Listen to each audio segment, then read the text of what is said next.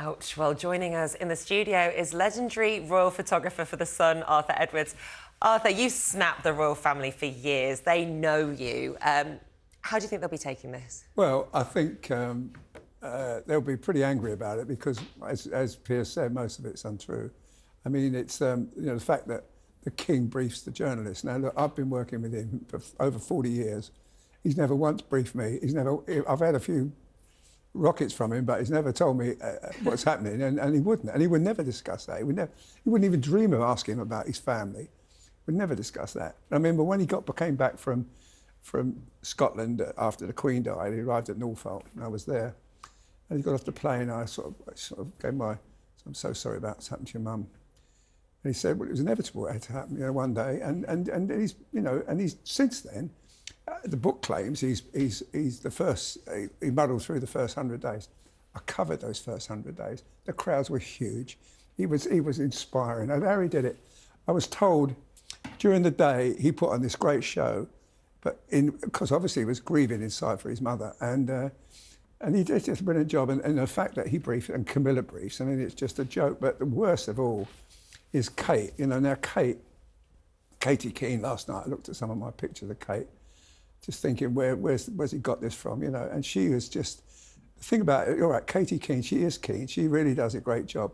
And, she's got children. She wants 3 children she wants to spend time with. At the same time, she gives an awful lot of her time to the royal family. And she doesn't only just, all right, she turns up in nice outfits and she looks great.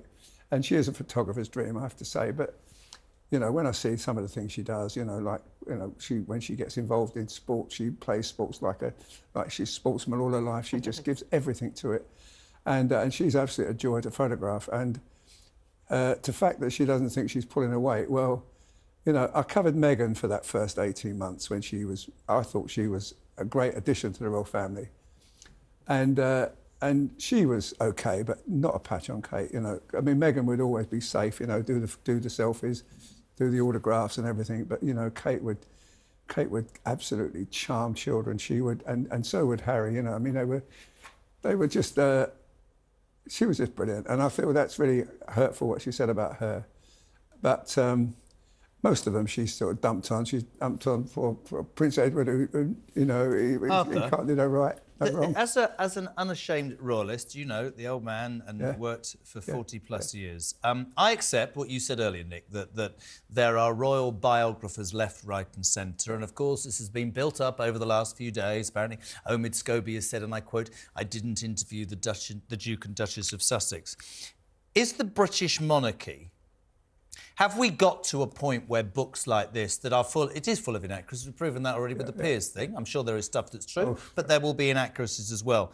Is the British monarchy able, please God, to dust this off? Or is this going to lead to more questions and more criticism for an institution that I know the two of us believe very strongly in? Because that, for me, is the issue here. The long... Not end game, the long game. The end game, certainly. Well, I think... I mean, look, it survived 1,000 years. I think it's going to survive the next generation after that. In fact, it says in the book, I think it says somewhere, that, William is the future. Well, we know that. And with the future, that's pretty strong. I mean, one of the great things that Prince Charles did as Prince Charles was to turn William into a good king, and he's done that.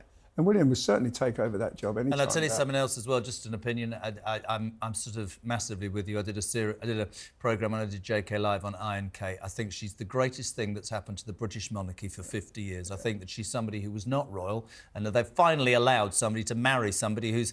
We're not going to use the word commoner, but you know what I mean. I think she's an absolute asset. But we also know that Harry is Charles's son, and a couple of weeks ago there was a call. Apparently things were looking better. Do you think that's repairable ever? You're close to him. What do you make of it? Well, I know that he screamed and shouted down his father at the phone, and you don't do that, and you swear and ask him for money and stuff, and that really upset the king.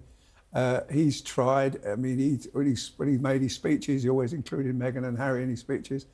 And I believe that he still loves his son, and I believe that, one day we'd like him to come back and join the royal family, as I would, because working with Harry was a joy. When he was Prince Harry out there doing his bit for the royal family, he was superb. I can't fault him, but ever since he met Meghan, everything sort of But by Harry's own account, he also would like to have a role within the royal family, you know. It's just a case of kind of healing that rift, and he's always maintained that if his father were to reach out, he would be willing to you know, at least have a relationship with his father. His father invited him to the coronation. He came to the coronation. His wife didn't bother to come. It's not that she didn't bother to come. Come on, Arthur. We know that the reaction would have been over here. Listen, she cannot win. Listen. If she didn't come, she was moaned. She's been moaned about by yourself just there for not having bothered to come. But if she had come, she would have stolen the show, and people would have been annoyed at that as well. Well, that might have been the case, but she came for the Jubilee, and she went to St Paul's, and she was absolutely photographed very well. Nothing wrong with that.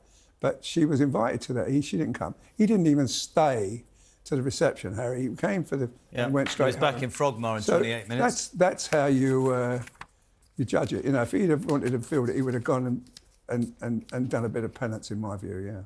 Yeah. It'll be very interesting to see, in terms of the long run, what happens. I said many years ago what I thought will happen. I'm a royalist, but I do think that the connection with people is massively important. And of course, the Harry and Meghan thing cause a divide, don't they? Because there are people who feel that they've been mistreated, and there are people who feel that they made their bed and they must lie in it. But I think you have to remember he's a father. I'm going to stick up for King Charles quickly and say that if you spend 76 years of your life waiting for your job, which will only happen when your mother dies, I think he's done a fantastic job. So do I. I think he's an amazing man. He only ever gets up every day to do good for others, never for himself. And I believe that because I've been watching him do it over the years. He's just... Will you be buying the book? Oh, no, I won't buy it, no. Good man. Well, we've got a copy for you, Arthur. You can have that one. There you go. Arthur Edwards, you... Oh, he's dropped it.